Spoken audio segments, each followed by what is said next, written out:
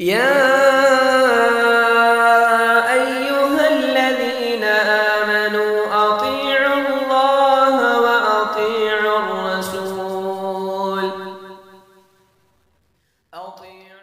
ला हादिय लहु व अशहदु अन ला इलाहा इल्लल्लाह वहदहु ला शरीका लहु व अशहदु अन्न मुहम्मदन अब्दुहु व रसूलुहु या अय्युहल्लज़ीना आमनू तक़ुल्लाह हक़्क़ तुक़ातिहि व ला तमूतुन्ना इल्ला व अंतुम मुस्लिमून या अय्युहन्नासु इत्तक़ू रब्बकुमुल्लज़ी ख़लक़कुम मिन नफ़्सिन वाहिदह व ख़लक़ मिन्हा ज़ौजहा व बस्स मिन्हुमा रिजालन कसीरन व निसाअ वत्तक़ुल्लाह अल्लज़ी तसाअलून बिही वल अर्हाम इन्नल्लाह कान अलैकुम रक़ीबा या अय्युहल्लज़ीना आमनू इत्तक़ुल्लाह व क़ूलू क़ौलन सदीदा युस्लिह लकुम अअमालकुम व यग़फिर लकुम ज़ुनूबकुम व मन युति'िल्लाह व रसूलहु फ़क़द फ़ाज़ फ़ौज़न अज़ीमा अम्मा बाद फ़इन्न ख़ैरल हदीस किताबुल्लाह व ख़ैरल हदी हदी मुहम्मदिन सल्लल्लाहु अलैहि वसल्लम व शर्रल उमूरि मुहदसातुहा व कुल्लु मुहदसतिन बिदअह व कुल्लु बिदअतिन ज़लालह व कुल्लु ज़लालतिन फिन्नार अऊज़ु बिल्लाहि मिनश शैतानिर रजीम बिस्मिल्लाहिर रहमानिर रहीम यौम युक्शफु अन साक़िन व युदअऊन इलस सुजूदि फला यस्ततीऊन ख़ाशिअतन अबसारुहुम तरहक़ुहुम दिल्लह व क़द कानू युदअऊन इलस सुजूदि व हुम सालिमून रब्बि इश्रह ली सदरी व यस्सिर ली अमरी वहलुल उक़दतम मिन लिसानी यफ़क़हू क़ौली आमीन। निहायत ही मोहतरम व मौक़र उलमाए किराम, बुज़ुर्गान दीन, नौजवान साथियों, अजीज़ बच्चों, पर्दा नशीन ख़वातीन इस्लाम, प्यारी माँ और बहनों, मुझे आपके सामने आज के इस प्रोग्राम में जिस मौजू के तहत चंद बातें करनी हैं वो है नमाज से हमारी दूरी कब तक। ये एक ऐसा मौजू है कि जिसके बारे में एक मुसलमान बारहा सुनता है, उसके कान में नमाज के मुताल्लिक बातें पहुंचती रहती हैं, बेनमाजियों के अंजाम भी वो अच्छी तरीके से जानता है, लेकिन उसके बावजूद तमाम इबादतों में अगर हम जायजा लें तो सबसे ज्यादा जिस इबादत का जनाजा निकाला जाता है वो इबादत यही नमाज है। आज अगर हमारे मुस्लिम सोसाइटी में किसी घर में अगर शादी ब्याह का फंक्शन कोई है तो अब 2-3 दिन तक लोग नमाज से बिल्कुल दूर हो जाएंगे, जबकि एक आम नमाजी घर है वो, लेकिन शादी ब्याह के झमेले में वो इंसान 2-3 दिन तक उसको नमाज की फुर्सत ही नहीं मिलती है।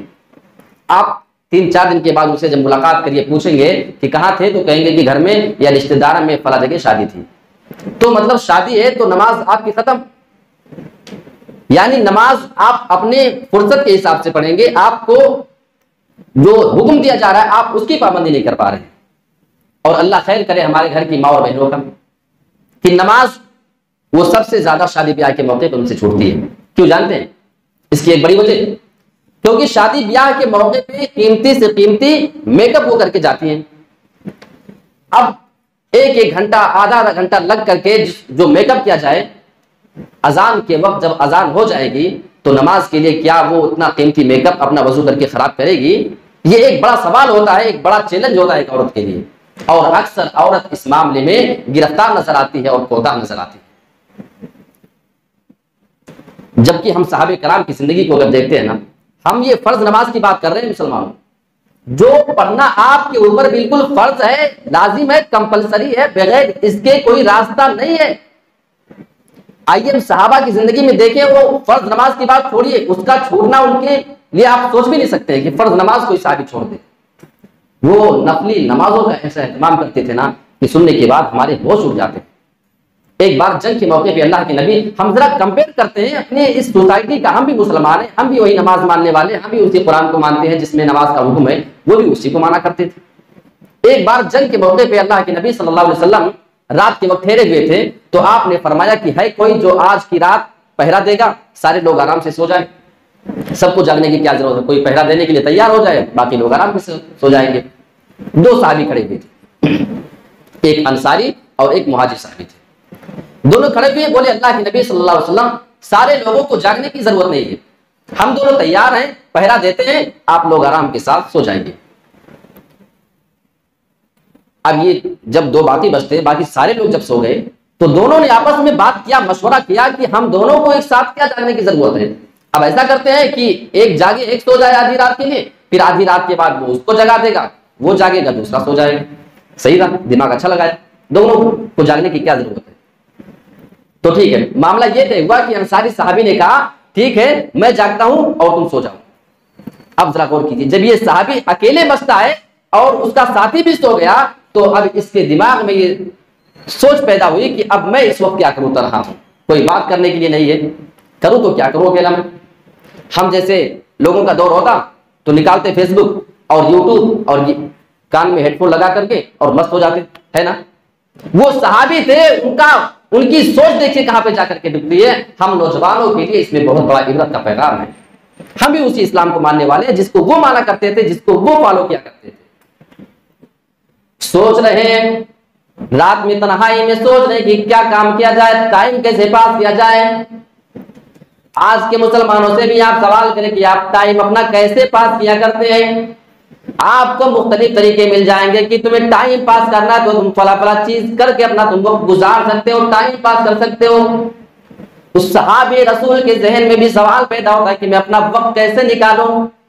उनके जहन में अचानक एक प्यारा सा ख्याल आता है, बड़ा महबूब सा ख्याल उनके जहन में आता है, लाओ जरा मैं वजू करके 2 रकात अल्लाह रब्बुल आलमीन के सामने खड़े होकर के नफली नमाज पढ़ लेता हूं तन्हाई की। वजू करने के बाद नमाज के लिए खड़े होते हैं, सिर्फ उनकी सोच में आपको नहीं दिखाता हूं, आगे का जो मामला होता है मेरे प्यारे साथियों, अल्लाह की कसम हमारे पैरों के नीचे से जमीन खिसक जाए सुनकर हम उसके बारे में सोच भी नहीं सकते, वहां तक पहुंचना बहुत दूर की बात है। मैं आपको बताना चाहता हूं कि आज आप इस नमाज से दूर इतना है। आइए देखिए कि सहाबी के दिल में एक नफली नमाज की अहमियत कितनी हुआ करती थी, अल्लाह कुर्बान जाएंगे उस पर। जरा देखिएगा, नमाज पढ़ने के लिए खड़े हो जाते हैं, सामने से दुश्मन मौजूद है, दुश्मन देख रहे हैं कि यहाँ पे 2 आदमी भी जाग रहे थे, एक आदमी सो चुका है, अब पहरा देने के लिए सिर्फ एक आदमी बचा है। अब ये नमाज के लिए खड़े हो गए, अब उनकी नमाज चलते जा रही है, खत्म नहीं हो रही है, 1 रकात। अब वो दुश्मन इंतजार करते करते थक गया, ये सोच रहा है कि अभी 10 मिनट के बाद, 15 मिनट के बाद, आधे घंटे के बाद नमाज खत्म करेगा और ये भी सो जाएगा, उसके बाद जाकर के हमला कर देंगे। ठीक है, इनकी नमाज चलती चली जा रही है। काफी देर के बाद जब वो दुश्मन देखते देखते थक जाता है, उसने सोचा कि यह आदमी तो अपनी नमाज ही खत्म नहीं कर रहा है, कौन सी नमाज पढ़ रहा है। आखिर उसने तीर लगाई कमान में और निशाना साध कर सीधा उनकी पीठ पे मारता है, लाओ इन्हीं को मार करके कत्ल कर देता हूं, अकेला आदमी तो जाग रहा है, इनके मरने के बाद तो आसानी के साथ पूरी फौज पे हमला करेंगे। लगा करके तीर इतनी तेज के साथ वो कमर पे लगा कि बिल्कुल उनकी आंख निकल गई। ये नफली नमाज की बात कर रहा हूं मैं, फर्ज नमाज की नहीं, ये भी कर रहा हूं। अपनी नमाज में खड़े, अब ये दिल में सोच रहे कि अल्लाह ताला क्या करूं, नमाज मुकम्मल करूं या छोड़ दूं, क्या करूं, ये नफली नमाज है। अभी वो अपनी नमाज जारी रखे हुए हैं, वो दुश्मन देख रहा है कि ये तो अभी अपनी नमाज नहीं छोड़ रहा है। दूसरी तीर लगाता है, काफी तेजी के साथ उसने निशाना लगाया, वो दूसरे तीर भी आकर के इनकी पीठ में चुभ जाता है। मेरे प्यारे साथियों, जब दूसरा तीर उनकी पीठ में आकर के लगता है, बिल्कुल परेशान हो जाते हैं, निडाल हो जाते हैं, अल्लाह ताला क्या करूं, नमाज को छोड़ूं या मुकम्मल करूं। इतना सोच ही रहे थे कि तीसरी तीर भी दंदनाता हुआ आता है और इस बार उनकी कमर में आकर के लगा। अब तकलीफ ज्यादा हो गई, अब बर्दाश्त से बाहर हो गई। ये सोच करके नमाज छोड़ा नहीं, बल्कि नमाज को जल्दी से मुकम्मल कर लिया। यानी जितना लंबा आप किरत कर रहे थे उससे हल्का शॉर्ट करके नमाज को जल्दी से इसलिए सलाम फेरा, ये सोच करके कि कहीं इसी बीच अगर मेरा इंतकाल हो गया या मैं बेहोश होकर के गिर पड़ा तो दुश्मन कौम मेरी पूरी फौज के ऊपर आकर के हमला कर देगी, लाओ जल्दी से सलाम फेर लेता हूं। ये है उस सहाबी की नफिल नमाज। और हम मुसलमानों की नमाज होती है, अल्लाह माफ करे, आप जानते हैं, कुछ बताने की जरूरत नहीं, बिल्कुल आम बात है। वो आप सुने होंगे कि एक बार असर की नमाज के बाद यह मुसलमानों की हालत है, 3 रकात पे इमाम साहब ने गलती से नमाज पे सलाम फेर दी। सारे लोग आपस में 6 में गोलियां करने लगे, किसी ने कहा 2 पढ़ी, किसी ने कहा 3, किसी ने कहा 4 पढ़ी। एक आदमी खड़ा हो गया, कहा कि मैं बिल्कुल कॉन्फिडेंस से कह सकता हूं कि इन्होंने आज 3 रकात पे सलाम फेर दिए, मैं कसम खा करके कह सकता हूं। सारे लोग हैरान हो गए, इतने कॉन्फिडेंस में? बोला जी। बोले वो कैसे? उसने कहा कि मेरी 4 दुकानें और चारों का हिसाब मैं इस असर की नमाज में कर लिया करता था। बोले तो? उसने कहा कि अभी 3 दुकान का हिसाब हुआ है, अभी चौथी रकात में चौथे दुकान का हिसाब बाकी था और इमाम साहब ने सलाम फेर दिया। इससे पता चलता है कि इमाम साहब ने आज 3 रकात पढ़ाई है, या आज हम मुसलमानों की नमाज है। अल्लाह माफ फरमाए, हम मुसलमानों की नमाज के ऊपर पढ़ते हैं, क्या करते हैं अल्लाह जाने। और कुरान मजीद में 30वें पारे के अंदर आप देखेंगे वो चीजें मैं आपको बताऊंगा कि ऐसे नमाजियों के लिए भी हलाकत और बर्बादी बताई गई है। एक मसला यहाँ पे ये है, नमाज के मुताबिक बहुत अहम मसला है। बहुत सारे लोग इस मामले में डिस्टर्ब बेचारे होते हैं। नमाज की हालत में अगर उनका मोबाइल फोन बजने लगता है तो उनके सामने ऑप्शन क्या है? भाई हम लोग तो अहले हदीस हर चीज दलील से लेते हैं ना। मोबाइल तो अल्लाह के नबी के जमाने में था नहीं, तो अगर नमाज की हालत में आपका मोबाइल फोन बज रहा है तो क्या आप उसको निकाल कर काट सकते हैं, रख सकते हैं, स्विच ऑफ करेंगे, क्या करेंगे? कुछ है ऑप्शन आपके पास? कोई हदीस है इसमें? आइए जरा इसको देख लेते हैं। इसलिए कि देखते ही बसा होगा कि इमाम साहब बेचारे नमाज पढ़ा रहे हैं, अब किसी का फोन बजने लगा, वो सोचता है कि बजकर कट जाएगा, लेकिन सामने वाले को है बड़ी इमरजेंसी, वो दोबारा लगाएगा, 3 बार 4 बार वो फोन पूरी नमाज बजते रहेगा। आपकी नमाज भी खराब, इमाम साहब किरत भी भूलेंगे, सारे पूरी मस्जिद की नमाजियों की नमाज आप चौपट करके छोड़ेंगे। तो ये मसला आप जान के जाइए। आज एक बार अल्लाह के नबी सल्लल्लाहु अलैहि वसल्लम अपने सहाबा को नमाज पढ़ा रहे थे। नमाज पढ़ाते पढ़ाते आपने उसी बीच में अपने पैर से जूतियों को निकालकर साइड कर दिया। सारे सहाबा ने आपको जूती उतारते हुए देखा, सारे सहाबा ने भी अपनी जूतियों को उतार करके नमाज की हालत में साइड कर दिया, बगल में रख दिया। जब अल्लाह के नबी ने सलाम फेरा, अपने सहाबा को देखा, आपने देखा रे ये सारे लोग भी जूती उतार के बैठे। आपने सवाल किया, मा हमालकुम अला इल्काई निआलिकुम, तुम्हें किसने कहा जूती उतारने को? जवाब देते अल्लाह के नबी, हमने तो आपको जूती उतारते हुए देखा, लिहाजा हमने भी अपनी जूतियां नमाज की हालत में उतार दी है। ये जज्बा था उनका इत्तिबाई रसूल का। आज मालूम है सही हदीस से पेश कर दीजिए, ये नबी का फरमान है, बिल्कुल सही है, ठीक है, लेकिन हम किसी और की मानते हैं, लिहाजा इस पे गौर करेंगे। जबकि सहाबा का मामला था नमाज की हालत में, सोचा भी नहीं कि आखिर नबी अपनी जूती क्यों उतार रहे हैं। अल्लाह के नबी ने जवाब दिया, तुम्हें जूती उतारने की जरूरत नहीं थी। नमाज की हालत में जिब्राइल अमीन मेरे पास आए और मुझे बताया कि आपकी जूती में गंदगी लगी है, आप अपनी जूती उतार दीजिए, मैंने वो उतार दिया। ये हो गई हदीस, अबू दाऊद की हदीस है। अब इससे मसला क्या मुस्तंबत होता है जो मैं आपको बताना चाह रहा हूं, यह हदीस सुना करके वो जरा सुनिए। आपने नमाज की हालत में डिस्टर्ब देने वाली चीज को निकाल करके साइड किया था, जो खलल अंदाजी कर रही थी, जो नमाज को खराब कर रही थी, गंदगी लगी थी। तो आपने सलाम फेरने का इंतजार नहीं किया कि नमाज के बाद अब इसको निकालेंगे। तो इससे यह पता चलता है कि आज अगर आपका मोबाइल फोन अगर नमाज की हालत में बजने लगे, पहली बात तो यह है कि आप मोबाइल स्विच ऑफ करके आए, एयरप्लेन मोड पे डाल के आए, साइलेंट करके आए, जो आपके पास तरीका आप करके आइए पहले, ठीक है, ये पहले नंबर पे होना चाहिए। लेकिन आप इंसान है, कभी कभी भूल जाते हैं, जल्दी में आप आ गए नमाज में और आपका लगा फोन बजने। तो इस हदीस की रोशनी में आप फोन बजने की सूरत में निकाल कर उसको काट कर जल्दी से जो कुछ आप कर सकते हैं वो काम करके आप मोबाइल को जेब में डाल लीजिए, या जो कुछ आप कर सकते हैं वो कर सकते हैं इस हदीस की रोशनी में। वरना पता चलेगा कि आप सोचेंगे कि नमाज को हम मुकम्मल करने के बाद इसको काटेंगे तो 3-4 बार आपका फोन आएगा तो इमाम साहब पक्का आप नमाज बोलेंगे, उसके बाद आप खुद उनके ऊपर बरसेंगे। एक और दलील दे देता हूं। एक बार इमाम शाफी रहमतुल्लाह अलैह से किसी ने सवाल कर लिया था कि अगर हमारा अमामा नमाज की हालत में गिर जाए, अमामा समझते हैं पगड़ी जो पहले लोग पहनते हैं नमाज में, तो अगर हमारा अमामा नमाज की हालत में गिर जाए, सजदे में जाऊं, तो क्या मैं उसको उसी हालत में उठा सकता हूं, फिर से सर पे रख सकता हूं, या नमाज के बाद में उसको उठाऊं और सर पे रखूं? क्या करूं? मैं कर सकता हूं इतना कि नहीं कर सकता हूं? तो जवाब दिया था, बहुत ही पॉइंट का जवाब उन्होंने दिया था। फरमाया अल अमामतु अखफ्फु मिनल उमामा, ये अमामा का उठाना उमामा के उठाने से आसान है, उससे कमतर है। समझे कुछ? अमामा के मतलब पगड़ी, और उमामा अल्लाह के नबी की निवासी थी, आपकी बेटी की बेटी। उमामा को अल्लाह के नबी सल्लल्लाहु अलैहि वसल्लम कभी कभी नमाज की हालत में अपनी गोद में ले लिया करते थे, रुकू में जाते रख देते, सजदे में जाते उनको नीचे कर देते, खड़े होते उठा लिया करते। जब अल्लाह के नबी नमाज की हालत में इतना कर सकते हैं, उमामा को उठा सकते हैं, तो आप भी नमाज की हालत में अमामा को उठा सकते हैं, पगड़ी को उठा सकते हैं। ये जवाब दिया था उन्होंने। तो ये मैंने आपके सामने जरूरी समझा कि ये बात बता दी जाए, इसलिए कि हमारी मस्जिदें इस चीज का बहुत ज्यादा शिकार है कि नमाज की हालत में फोन बजते रहता है। अब आइए एक हदीस देख लेते हैं, इसी नमाज के मुतालिक सबसे ज्यादा हमको होता है, इसके बारे में एक हदीस देख लेते हैं। अव्वलु मा युहासबु बिहिल अब्दु यौमल क़ियामति अस्सलाह फ़इन सलुहत सलुह साइरु अमलिही व इन फसदत फसद साइरु अमलिही। अल्लाह के नबी जनाब मोहम्मद रसूलुल्लाह सल्लल्लाहु अलैहि वसल्लम ने इरशाद फरमाया है, क़यामत के दिन जिस इबादत के बारे में सबसे पहले सवाल किया जाएगा, पूछगछ की जाएगी, वो इसी नमाज के बारे में एक मुसलमान से सबसे पहले पूछा जाएगा। यानी हुकूकुल्लाह में से अल्लाह रब्बुल आलमीन के हुकूक में सबसे पहले नमाज के बारे में हिसाब लिया जाएगा। आगे की जो जुमले मुसलमानों गौर करने की जरूरत है, और आज से अपने दिल में तहैया करके उठो, ये अहद व पैमान लेकर के उठना कि आज के बाद से कभी नमाज हमारी न छूटेगी। फ़इन सलुहत सलुह साइरु अमली, अगर एक आदमी से नमाज के बारे में हिसाब लिया गया, नमाज उसकी अगर दुरुस्त निकल जाती है, तो बाद में जितने भी अमाल उसके पीछे आएंगे वो ऑटोमेटिक खुद ब खुद दुरुस्त निकलते जाएंगे। व इन फसदत, और अगर किसी की नमाज में कोई कमी आ गई, किसी आदमी की नमाज अगर फासिद है, खराब है, यानी वो दुनिया में नमाज की पाबंदी न किया होगा, फसदत साइरु अमलिही, उसके सारे के सारे अमाल फिर फासिद और खराब निकल जाएंगे। ये हदीस हमें बता रही है कि हमें नमाज के बारे में सबसे पहले सीरियस होने की जरूरत है।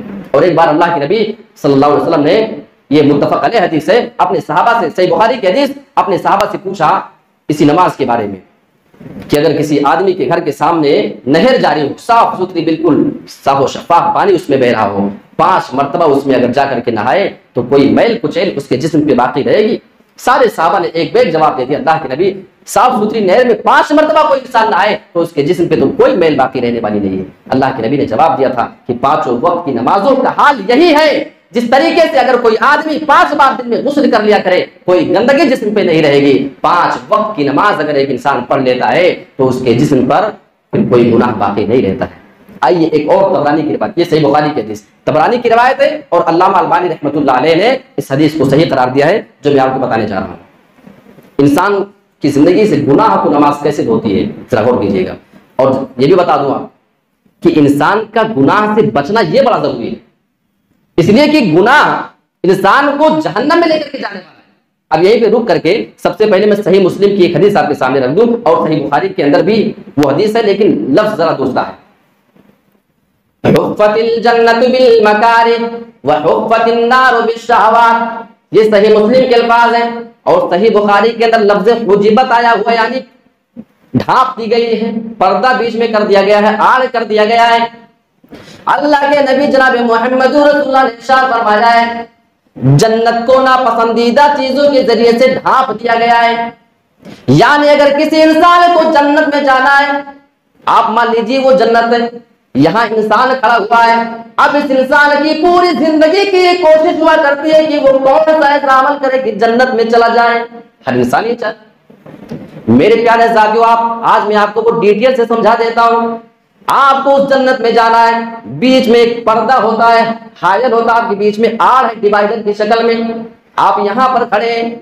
अल्लाह के नबी जनाब मोहम्मद रसूलुल्लाह ने इरशाद फरमाया कि जन्नत को तो ढांप दिया गया तकलीफ वाली चीजों के जरिए, और यकीनन नमाज तो आपकी सबसे ज्यादा आपकी जिंदगी में मुश्किल गुजरा करती है। इसी नमाज को तो आप छोड़ करके आप जहन्नम के अंदर भी जा सकते हैं। ये एक डिवाइडर है, पर्दा है। अगर आपको जन्नत में जाना है, उलमा ने इसकी तशरीह की है, आपको नेकियां करनी पड़ेगी, जैसे जैसे आप नेकी करेंगे पर्दा हटेगा, डिवाइडर हटेगा, और आपका दाखिला जन्नत में हो जाएगा। वह हुफ़्फ़तिन नारु बिश्शहवात, सही मुस्लिम के अल्फाज है, अल्लाह के नबी ने फरमाया कि जहन्नम को तो शहवतों के जरिए से ढांप दिया गया है। यानी वो जहन्नम में इंसान यहाँ पे खड़ा है, बीच में डिवाइडर की शक्ल में, पर्दे की शक्ल में गुनाह है, शहवत है, लज्जत है, ख्वाहिश है, जो इंसान दुनिया में करना पसंद किया करता है। यानी अब ये इंसान इन सारे कामों को अपनी जिंदगी में करता चला जाता है, इन सारे कामों को करता रहता है, और ये गुनाहों का पर्दा हटा हटा करके जहन्नम के तरफ चला जाएगा। ये उलमा ने इसकी तशरीह बयान की है। तो मैं आपके सामने बताने क्या जा रहा था, तबरानी की वो रिवायत। अब उस रिवायत पे आ जाता हूं मैं। अल्लाह के नबी ने फरमाया, पांचों वक्त की नमाजों की आपने अहमियत उजागर की है, आपके दिमाग में वो चीज बैठ जाएगी इंशाअल्लाह। आपने फरमाया, ए मुसलमानों, तुम गुनाहों में दिन रात जलते रहते हो, यानी तुम पूरी जिंदगी में सिर्फ गुनाह के काम किए जाते हो, बहुत ज्यादा गुनहगार, तुम पूरी जिंदगी में गुनाह करते रहते हो। लेकिन जब तुम फजर की नमाज पढ़ लेते हो तो वो तुम्हारे सारे गुनाहों को धो दिया करती है, साफ कर दिया करती है। यानी नमाज इंसान के गुनाहों को धोती है। अब फजर के बाद आप जोहर के बीच में 7-8 घंटे का जो टाइम है, इसमें आप बहुत सारा गुनाह करेंगे।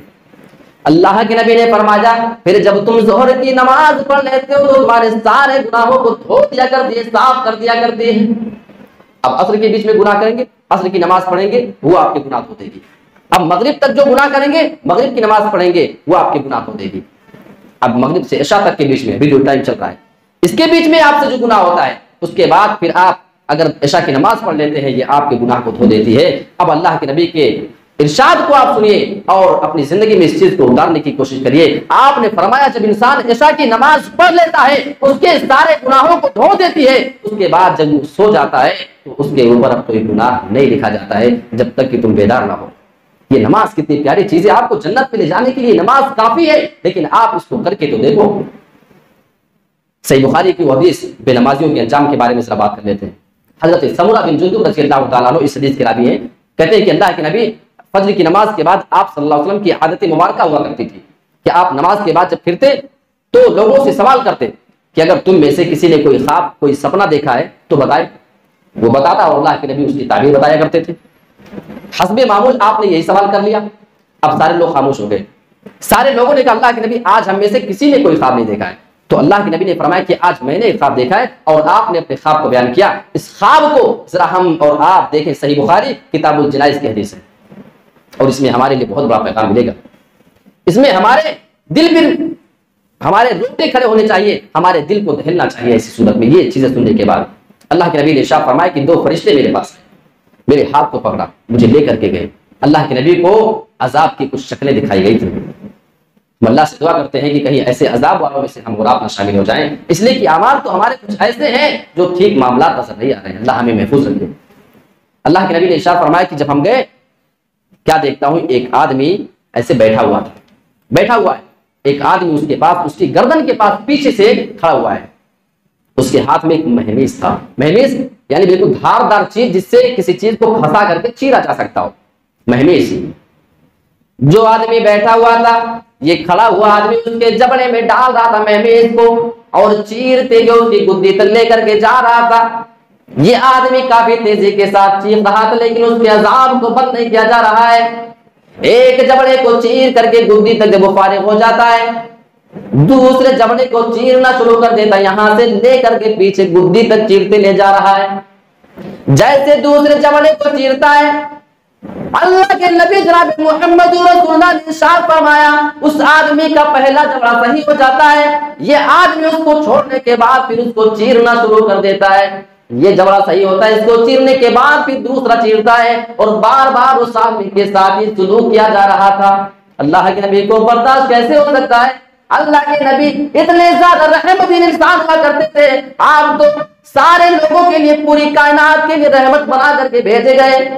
कुरान ऐलान करता है, वमा अरसलनाका इल्ला रहमतन लिल आलमीन। वो भी तो कोई इंसान रहा होगा मेरे प्यारे साथियों, आप उस आदमी को अज़ाब में मुब्तला हुए देखा, आपने अपने साथियों से सवाल कर लिया, फरिश्तों से, अरे मेरे दोस्तों ये क्या मामला है, इस मामूली से आदमी को इतनी भयानक सजा क्यों दी जा रही है, आप इसके बारे में बताइए। फरिश्तों ने कहा भी नहीं बताएंगे। और आगे चलिए, अल्लाह के नबी फरमाते हैं और ज्यादा आगे जाते हैं, क्या देखते हैं कि एक आदमी वहां पे बिल्कुल सीधा लेटा हुआ है, ऐसे लेटा है, यानी सीने का हिस्सा उसका ऊपर, चेहरा उसका ऊपर है। एक आदमी वहां पे बिल्कुल भारी भरकम पत्थर लेकर के खड़ा है। अब जाहिर सी बात है, आपके इलाके में पहाड़ इतने ज्यादा हैं बस वगैरह चलती है तो आप देखते हैं कि कितने बड़े बड़े पत्थर आपको नजर आते हैं। ठीक है, हम उसके बारे में बता भी नहीं सकते कि कितना बड़ा पत्थर वो आदमी लेकर के खड़ा होगा, जबकि हकीकत यह है कि इसी कुर्सी के साइज का पत्थर उठा करके किसी आदमी के ऊपर सिर्फ ऐसे छोड़ दिया जाए तो फिर उसका काम तमाम हो जाए, है ना। अल्लाह के नबी फरमाते हैं वो आदमी बिल्कुल भारी भरकम पत्थर लेकर के खड़ा हुआ था उसके सामने, और उस आदमी के चेहरे पे फेंक करके इतनी तेजी के साथ मारता है, आप दूसरा अंदाजा लगाइएगा। अल्लाह के नबी ने फरमाया कि जब पत्थर को फेंक करके मारा तो पत्थर लुढ़क करके काफी दूर चला गया।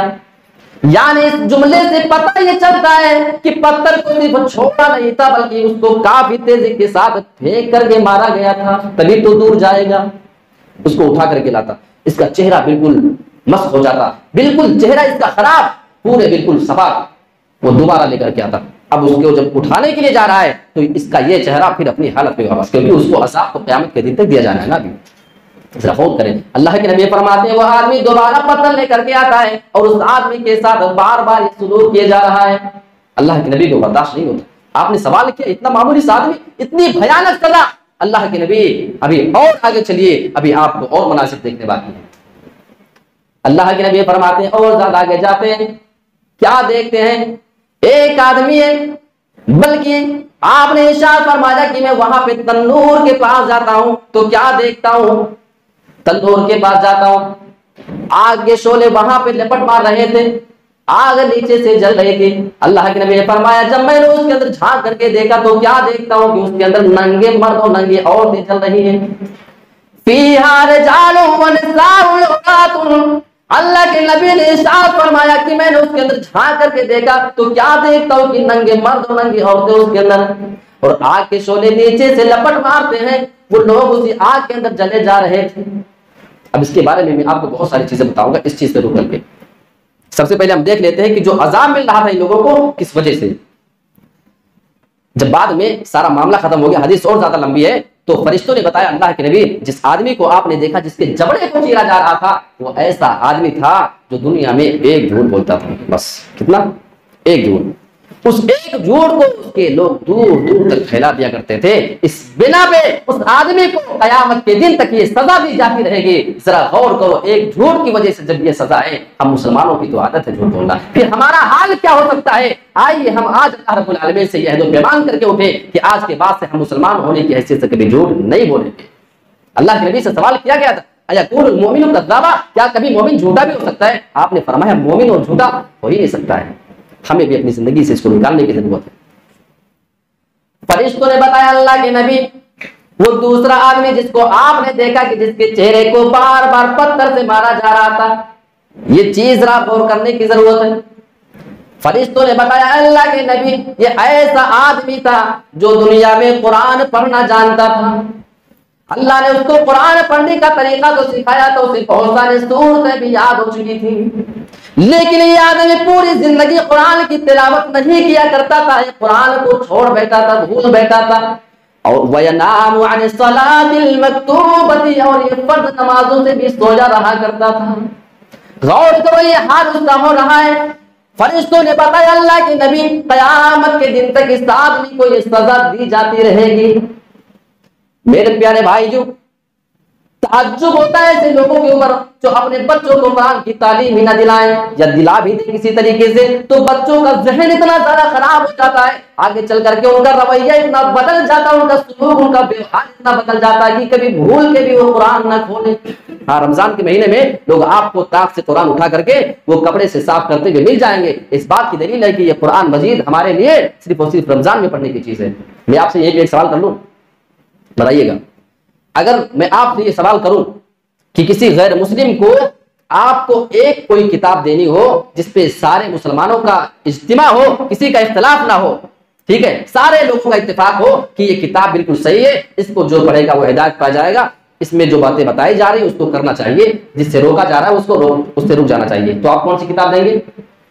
कुरान देंगे। है क्यों? क्योंकि इसको पढ़ने के बाद वो इस्लाम को समझेगा, इसीलिए। क्लियर है ना? अच्छा, आप ये बताइए कि आपने इस्लाम को कैसे समझा है? कुरान पढ़कर कभी कुरान की स्टडी करके उसके तर्जमे को, उसके अनुवाद को, उसकी तफसीर को कुछ देखने की कोशिश किया?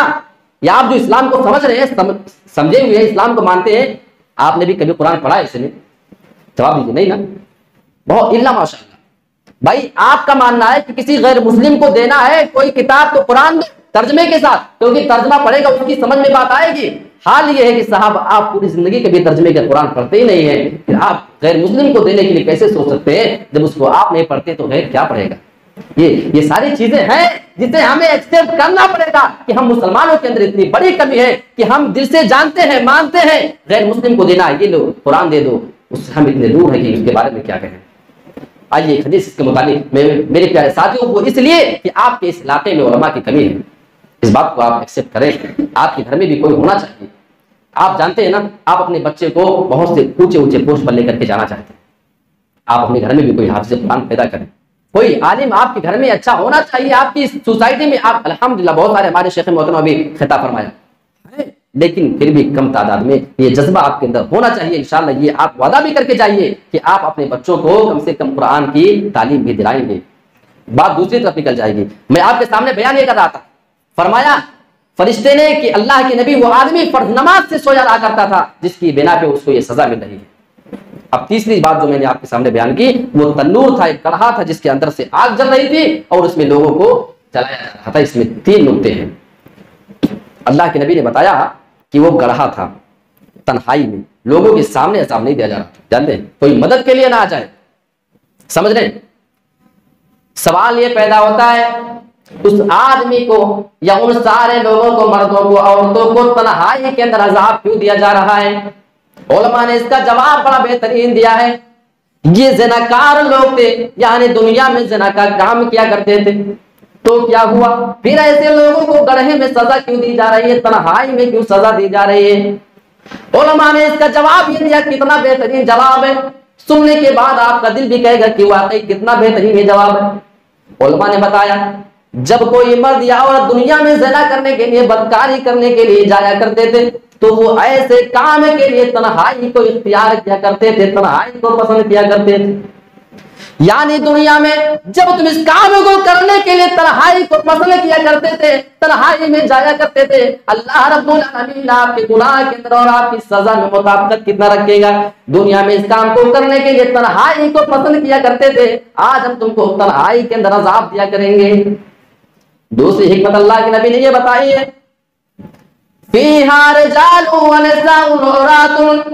जब लोगों को सजा दी जा रही थी, उनके जिस्म पे कपड़े नाम की कोई चीज नहीं थी, यानी बिल्कुल नंगा करके सजा दी जा रही है।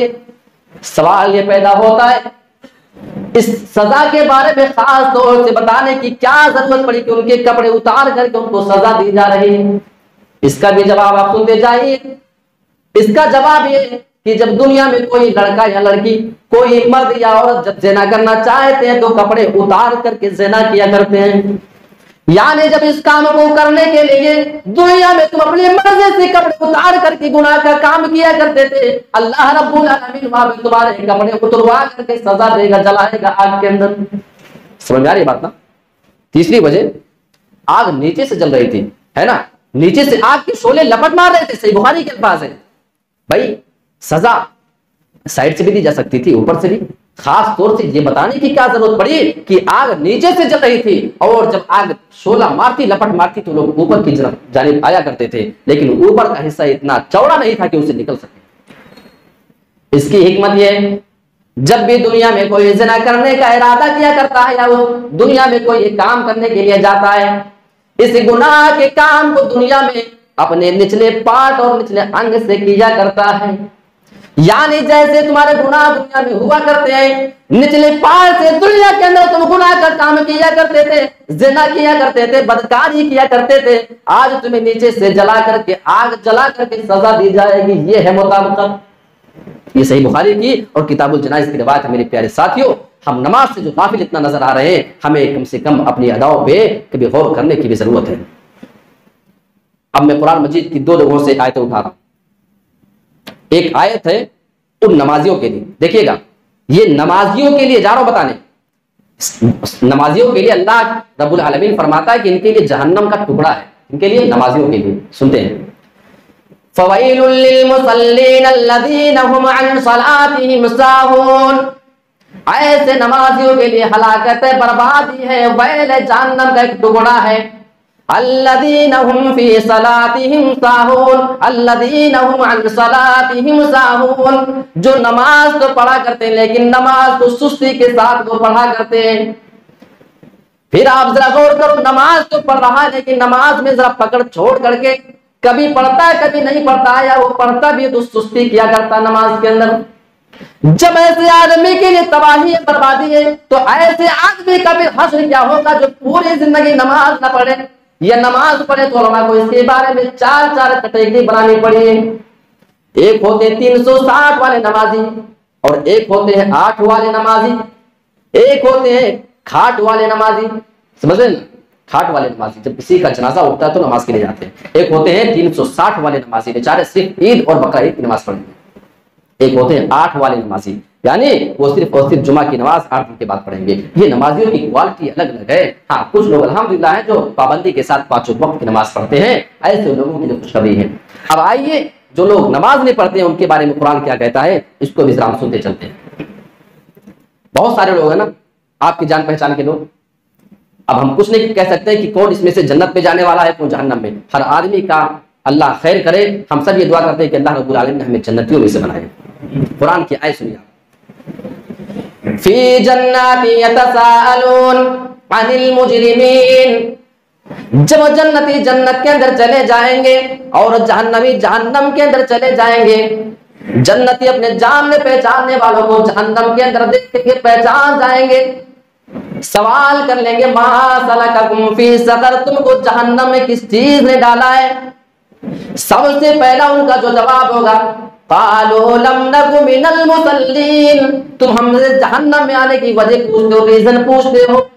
जब दुनिया में अजान हुआ करती थी तुम तो नमाज के लिए मस्जिद में चले जाया करते थे। लम नकु मिनल मुसल्लीन, हम नमाजी ना थे, नमाज नहीं पढ़ा करते थे। बाकी सारी बातें तो बाद में है, सबसे पहले हम नमाज नहीं पढ़ा करते थे, इसकी बिना पे हम लोग जहन्नम में आ गए, है ना। बहुत सारे लोग होटल पे बैठ करके एक साथ चाय पीते थे। अब इन्हीं में से कुछ लोग जन्नत में कुछ लोग जहन्नम में, तो ऐसे लोग उनसे सवाल करेंगे क्यों, क्या हुआ। और आप जरा गौर करें, अल्लाह अकबर, अल्लाह के नबी सल्लल्लाहु अलैहि वसल्लम के सिखाए हुए जो अल्फाज हैं नमाज के अजान के लिए जो सदा दी जाती है ना, इसके ऊपर अगर एक इंसान गौर कर ले तो उसकी इस्लाह के लिए मैं कहता हूँ काफी हो जाए। बुलाया जाता है ना नमाज के लिए, मौलवी साहब कहते हैं ना हय्या अला सलाह, नमाज के लिए 2 बार जुमले कहे जाते हैं, उसके फौरन बाद उसकी वजाहत कर दी जाती है, उसका विस्तार बयान किया जाता है। आप अगर अरबी नहीं समझते तो आप समझ करके जाइए। उसके फौरन बाद कहा जाता है हय्या अलल फलाह, आओ कामयाबी की तरफ। देखिए नमाज का दूसरा नाम कामयाबी है। यहां फौरन कहा कि आओ नमाज के लिए। कौन सी नमाज? आपके दिमाग में अगर शक पैदा हो जाए कि नमाज हमको क्या चीज देने वाली है, जवाब मिलता है हय्या अलल फलाह, आओ जिस नमाज के बारे में तुमको बुलाया जा रहा है यही तुमको कामयाबी दिला सकती है। कामयाब होना चाहते हो नमाज पढ़ना ही पड़ेगा, बगैर नमाज की कोई कामयाबी नहीं हो सकती। दरअसल मामला यह है कि आज हम मुसलमान दुनियादार हो चुके हैं। हम मुसलमानों के लिए दुनिया की अहमियत ज्यादा हो गई है, जबकि आखिरत हमारे जहन में कहीं भूले से भी नहीं आती है। इस बात को वाज़ेह करने के लिए मैं आपके सामने सही मुस्लिम की एक हदीस पेश कर देता हूं। दुनियादारी है ना, इंसान का पेट कब्र की मिट्टी ही भर सकती है, उससे पहले इंसान का पेट न भरा है न भरेगा। लेकिन मैं आपको दुनिया की वैल्यू अगर बताऊं तो सही मुस्लिम की हदीस की रोशनी में आप जरा सुनिए कि अल्लाह के नबी सल्लल्लाहु अलैहि वसल्लम ने इरशाद फरमाया था कि एक आदमी को क़यामत के दिन लाया जाएगा। ये आदमी दुनिया में सबसे ज्यादा नेमत की जिंदगी गुजार करके आया होगा, इससे ज्यादा आराम सुख चैन किसी ने देखा ही नहीं होगा। इसको लाया जाएगा, युता बिअनअमि अहली दुनिया, सबसे ज्यादा नेमत की जिंदगी गुजारने वाले आदमी को लाया जाएगा। लेकिन यह आदमी जहन्नम में जाने वाला होगा क्योंकि दुनिया में नेकियां नहीं किया करता था। उस आदमी को लाया जाएगा, अभी तो हमेशा हमेशा के लिए बाद में जहन्नम में जाना है, उससे पहले थोड़ी देर के लिए उस आदमी को जहन्नम की झलक दिखा दी जाएगी। हदीस के अल्फाज है फयुस्बगु फिन्नार सबगतन, उस आदमी को जहन्नम में थोड़ी देर के लिए डाल दिया जाएगा। और इसमें ताकीद मौजूद है, सबगतन यानी थोड़ी ही देर के लिए डाला जाएगा, उसको ज्यादा देर फिर जहन्नम के अंदर रखा ना जाएगा। सेकंड के लिए उसको जहन्नम के अंदर डाला जाएगा, लम्हे के लिए।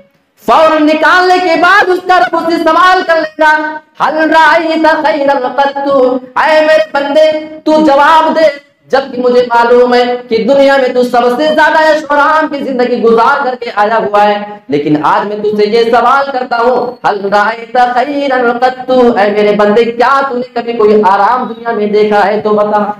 क्या सवाल हो रहा है? कत्तु के अल्फाज मौजूद है, इसका मतलब समझते हैं कि कभी एक लम्हे के लिए भी अगर तूने कोई आराम देखा तो बता। झूठ बोल देगा। फयक़ूलु ला वल्लाहि या रब्बी, ऐ मेरे परवरदिगार तेरी कसम खाकर जवाब देता हूँ, ला वल्लाहि या रब्बी, तू मुझसे सवाल करता है कि मैंने कभी कोई आराम देखा है तो बताऊं। मैंने पूरी जिंदगी में कभी भी एक लम्हे के लिए कभी कोई आराम ही नहीं देखा है। यह है दुनिया सा। क्या है? पूरी जिंदगी आराम के गुजार के जाओ, सिर्फ एक झलक देख लोगे ना जहन्नम की, बस सब खत्म। क्या देखा था, क्या आराम था, वो कसम खा करके कह रहा है कि अल्लाह ताला मैंने देखा ही नहीं कि आराम क्या चीज होती है। एक और आदमी को लाया जाएगा, ये बड़ा खुशनसीब आदमी है, ये जन्नत में जाने वाला बंदा है, इसको भी लाया जाएगा, जन्नत में जाने वाला है, लेकिन अभी हमेशा के लिए डालने से पहले उसको भी सिर्फ एक झलक जन्नत की दिखा दी जाएगी कि तू देख कर क्या, तू क्या कहता है।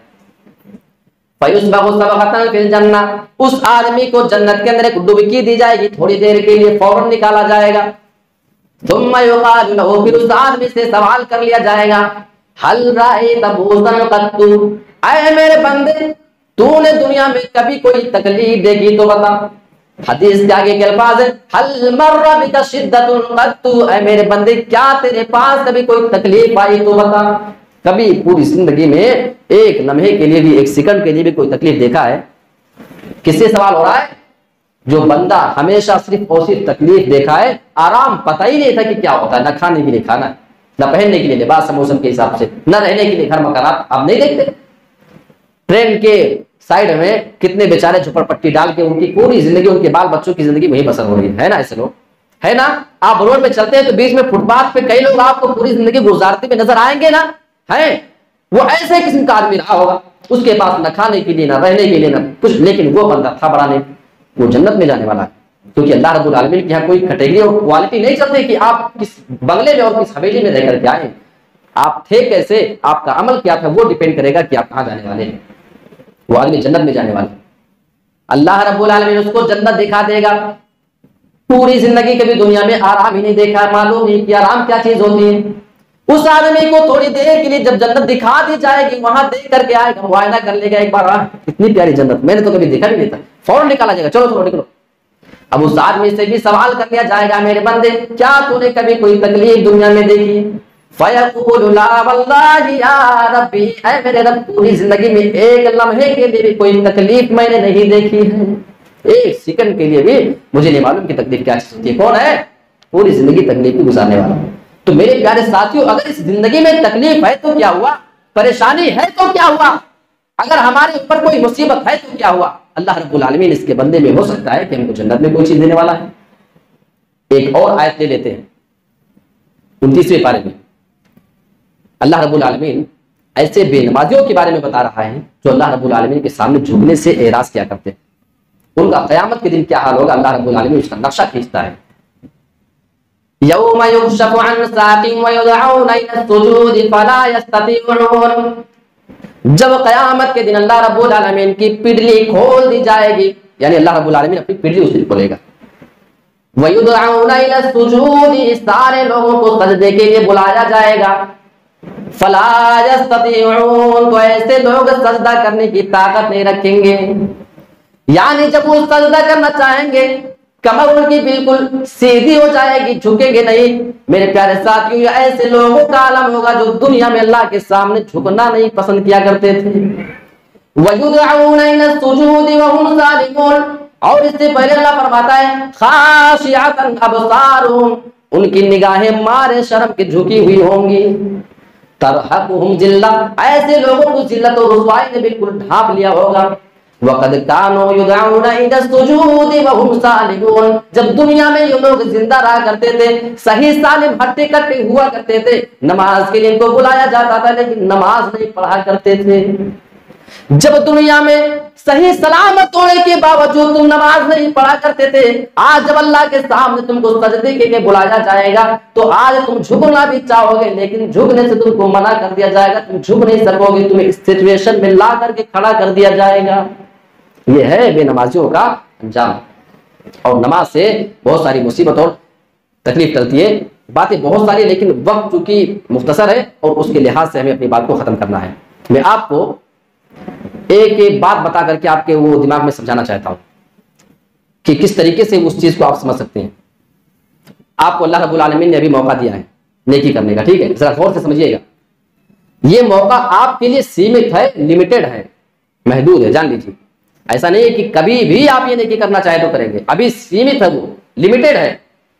इसको मैं आपको ऐसे समझा दूं कि एक बार एक बादशाह ने एक आदमी को बुलाया, अपने नौकर चाकर को, उसको बुलाया, उसके हाथ में एक थैला दे दिया, झोला बड़ा सा एक थैला दिया और कहा कि देखो मेरे ये जो बागात नजर आ रहे हैं, जाओ जिस पेड़ से जितना चाहो फल तोड़ करके ला सकते हो, इस थैले को भर करके लाना है अच्छे अच्छे फलों के साथ। जरा गौर कीजिएगा।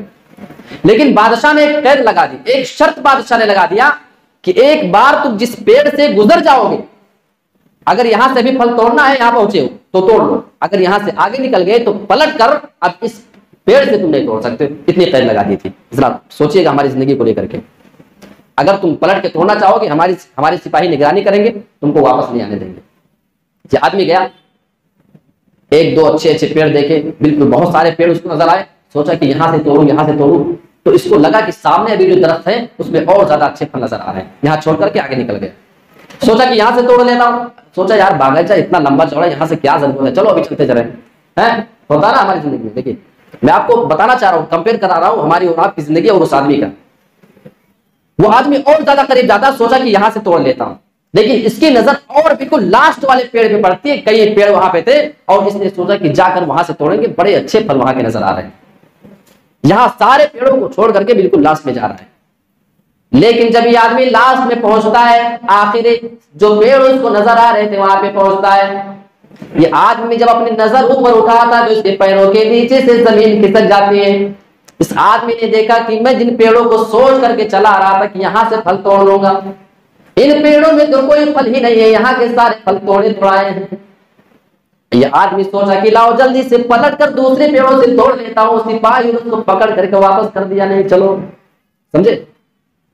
यानी जो तुमको इतने सारे मौके दिए गए थे, जब तुम उस टाइम पे ना तोड़े, लिमिटेड टाइम दिया गया था, सीमित समय दिया गया था, अब एक बार ना तोड़े तो दोबारा उसको पलट करके नहीं तोड़ सकते, चलो बाग से निकल जाओ। बादशाह के सामने खाली झोला लेकर के पहुंच गया। ऐसे किसकी गलती है? बादशाह की कि इस आदमी की?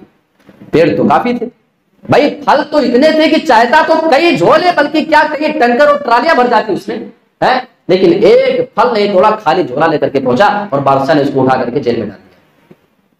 मैं आपको ये वाकया बता करके बताना चाहता हूं, आपको ये इबरत और पैगाम देना चाहता हूं। जिस तरीके से वो बादशाह उस आदमी को झोला दे करके बाग में भेजा था, इसी तरीके से अल्लाह रब्बुल आलमीन ने हम इंसानों को भी नामे अमाल का थैला देकर के दुनिया के अंदर भेजा है। बादशाह ने उस आदमी से कह दिया था कि बहुत सारे बाग तुमको नजर आते हैं, बहुत सारे पेड़ है, फल फ्रूट है, जहां से चाहो तुम तोड़ करके ला सकते हो।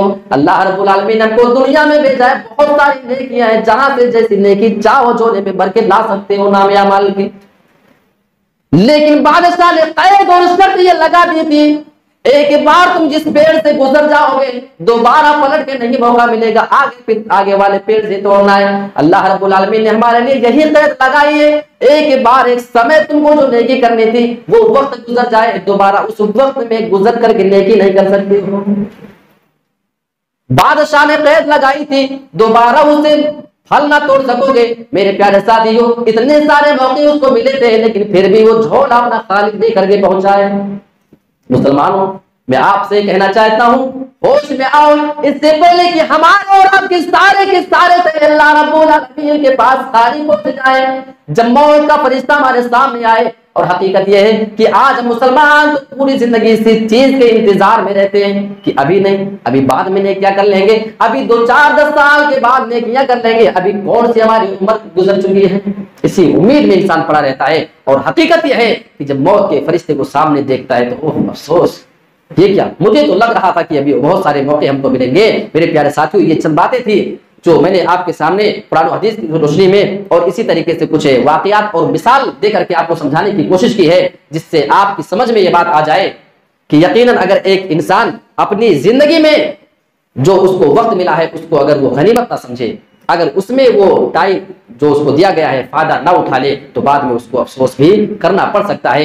मैंने खास तौर से आपके सामने नमाज के मुतालिक, नमाज से हमारी दूरी बहुत हो चुकी, आओ हम अहद पैमान करते हैं कि हम मुसलमान बुनिया इस्लाम अला खम्सिन, जो ये रवायत है सही बुखारी की हदीस है, इसमें एक चीज नमाज भी है, यानी नमाज इस इस्लाम का सुतून है, खंबा है। अगर इस दीवार से आप इस खंबे को निकाल करके फेंक दीजिए तो आपकी मस्जिद ये जमीन पे आकर के गिर जाएगी। फिर क्या हम पूरी जिंदगी अपनी नमाज को अपनी जिंदगी से दूर करके रखे हैं, नमाज हमारी कभी हमारी जिंदगी में ठीक से शामिल नहीं हो पा रही है, फिर हमारा इस्लाम कैसे कायम रह सकता है, फिर हम अपने आप को नेक लोगों में शामिल कैसे करा सकते हैं। अल्लाह रब्बुल आलमीन ये सारी बातें हमें सोचने समझने और इन सारी बातों पे अमल पैरा होने की तौफीक अता फरमाए। आमीन। तक़ब्बल या रब्बल आलमीन व आखिरु दावाना अनिल हम्दुलिल्लाहि रब्बिल आलमीन। वस्सलामु अलैकुम व रहमतुल्लाहि व बरकातुहू।